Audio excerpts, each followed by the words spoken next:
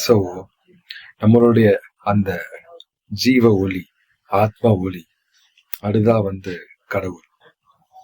இந்த உடம்பே ஆலயம், இதயமே சன்னிதானம், ஆத்மாவே இறைவன். இததான் நம்மளுடைய அகஸ்தியர் சித்தர் சொல்லுவாரு ஒரு பாடல்ல, நமக்குள் இருக்கும் இறைவனை மறந்துவிட்டு மலைகளிலேயும் குகைகளிலேயும் கல்களிலேயும் தேடி அலைந்து வணங்குவாரப்பா அப்படின்னு. இன்னொரு இதுல ஜீசஸ் சொல்லுவாரு, அவங்களுடைய ஒரு லேடி கிட்ட ஒரு இதுல கடவுளை எங்க வணங்கணும் அப்படிங்கும் போது, கடவுளை உயிராய் உன் இதயத்திலேயே நீ வணங்கு அப்படின்னு சொல்லி கரெக்டா சொல்லுவாரு.